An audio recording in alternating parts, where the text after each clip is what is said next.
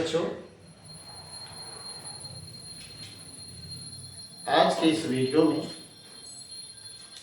मैं ज्यामितीय आकृतियों के बारे में बतलाऊंगा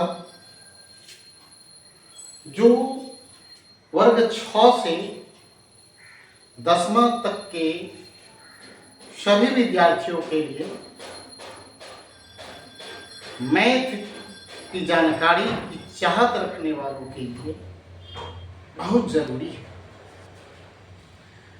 इन आकृतियों की जानकारी के बिना हम ज्योमेट्री को नहीं समझ पा सकते, नहीं हम इससे संबंधित सवालों को बना सकते हैं। इसलिए इन आकृतियों के बारे में समझ रखना, इन आकृतियों को बनाने का आसान तरीका देखना और समझना ये बहुत जरूरी है, जिसमें हम आपको सबसे पहले समचतुर्भुज की आकृति कैसे बनाएंगे इसके बारे में बता रहे हैं। एक प्लस का निशान लगा देंगे, ये प्लस का चिन्ह दे देंगे और उसके बाद यहां से ऊपर जितना बड़ा होगा उतना ही बड़ा नीचे भी होना चाहिए। यहां से इधर राइट साइड की ओर जितना बड़ा होगा उतना ही लेफ्ट साइड की ओर होना चाहिए और तब हम इसको इस तरह से मिला देंगे। अब जो हमें आकृति मिल गया यह हो गया समचतुर्भुज की आकृति। सम का मतलब होता है बराबर, यानी इसके सभी भुजा बराबर होता है और इसमें ये भुजा इसके बराबर होगा, यानी ये खंड इस खंड के बराबर और ये खंड इस खंड के बराबर होगा। सभी खंडों पर हम अलग अलग सिंबल देते हैं और इन सिंबल के अनुसार समझना बहुत आसान होगा अगर आप थोड़े से ध्यान से अगर देखेंगे तब। इसीलिए समचतुर्भुज की आकृति बनाना, बेधड़क बनाना इस तरह से हम सीख गए। और उसके बाद हम समलंब चतुर्भुज, ये समानांतर रेखा का सिंबल है, समानांतर रेखा। अब इसी में हम ऊपर वाले को छोटा कर देंगे, नीचे वाले को बड़ा। ऊपर वाले को बड़ा करेंगे तो नीचे वाले को छोटा कर देंगे, लेकिन जितना छोटा इधर होगा उतना ही छोटा अगर इधर भी कर देते हैं तो देखने में अच्छा लगता है, लेकिन ये कोई जरूरी नहीं है। अब यह जो चित्र बन गया यह हो गया हमें समलंब चतुर्भुज का।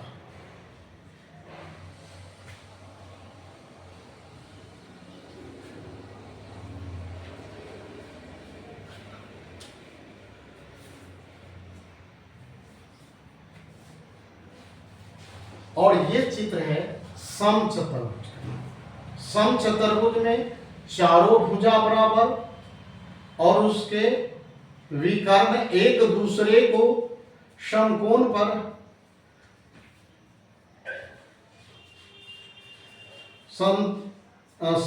पर समद्विभाजित करते हैं, यानी कि यहां पर जो डिग्री होगा वह 90 डिग्री का कोण होगा।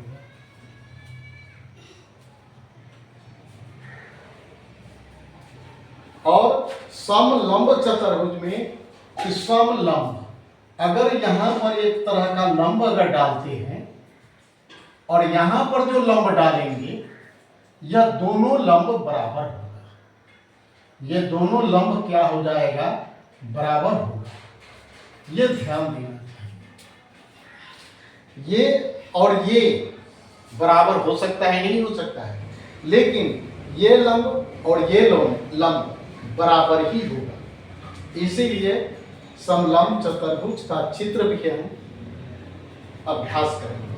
उसके बाद आएंगे हम वृत्त से संबंधित। वृत्त में ये जो पॉइंट होता है वह केंद्र होता है और ये जो चारों बगल से घेरे हुए आकृति है, घेरा हुआ, इस घेरा का नाम है परिधि। और इस केंद्र से होते हुए पूरे इस परिधि के इस भाग से इस भाग तक अगर मिला दिए और वह केंद्र से होकर के मिलाए तब उसका नाम होगा व्यास। लेकिन आधा ही मिलाए, इसको फिर आगे नहीं मिलाए, तब आधा मिलाए तो त्रिज्या, और दोनों तरफ मिला दिए तो क्या हो जाएगा, व्यास होगा। बीच वाला पॉइंट ये केंद्र होगा। यहां से ऐसे मिला दिए तो त्रिज्या हो गया। त्रिज्या को हम r से लिखते हैं। दोनों त्रिज्या बराबर होगा। एक ही वृत्त के जितने भी त्रिज्या होगा सभी बराबर होगा। और इस दोनों त्रिज्याओं से बनी आकृति जो होगा वह क्या हो जाएगा, वृत्तखंड हो जाएगा। ये सभी जो है वह वृत्तखंड का चित्र है। और ये जो है चाप, जो बाल में लगाया जाता है चाप, वह चाप इसी आकृति का होता है।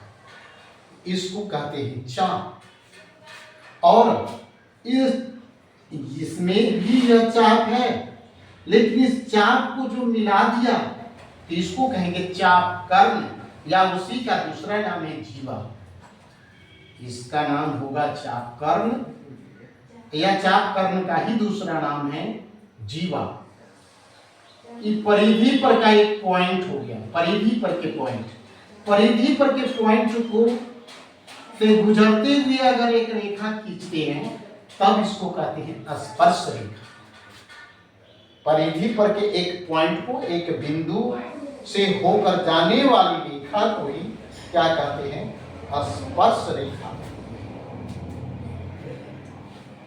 ये है गोला।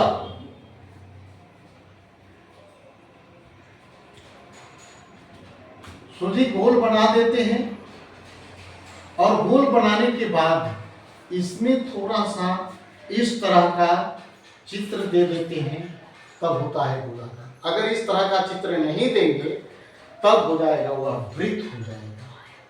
इसलिए यह चित्र देना जरूरी होता है। उसके बाद एक समानांतर रेखा खींच दिए। ऐसे भी समानांतर रेखा होता है और ऐसे भी समानांतर रेखा। ये एक खड़ी रेखा, दूसरे कड़ी रेखा। तो इस तरह से इस रेखा को भी हम समानांतर रेखा कहेंगे। और इस समानांतर रेखा से हम अर्ध वृत्त खींच दिए और ऊपर से भी खींच दिए, तो यह हो गया बेलन का चित्र।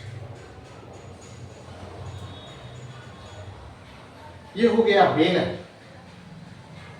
तो जिस तरह से हम अपने कॉपी को लेते हैं और कॉपी को जस्ट इस तरह से मोड़ देते हैं तो वह बेलन की आकृति का हो जाता है।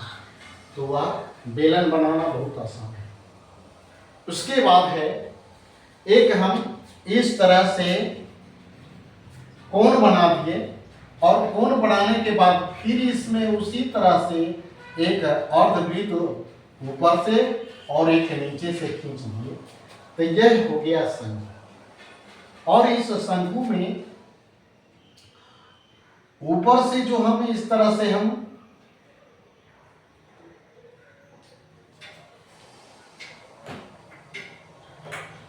ये जो हो गया इसको कहेंगे आर।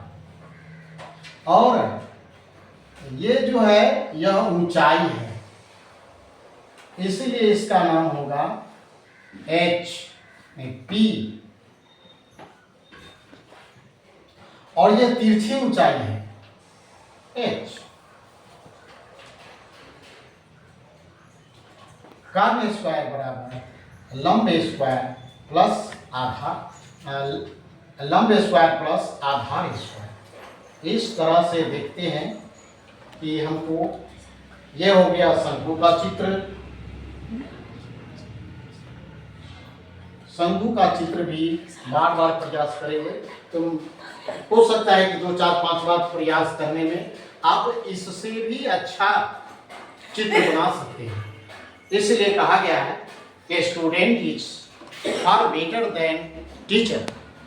इसलिए आप हम जो चित्र बनाए हैं उससे आप बहुत अच्छे चित्र बना सकते हैं अगर बार बार प्रयास करेंगे। इन्हीं बातों के साथ आप सभी दर्शक को मेरे ओर से धन्यवाद।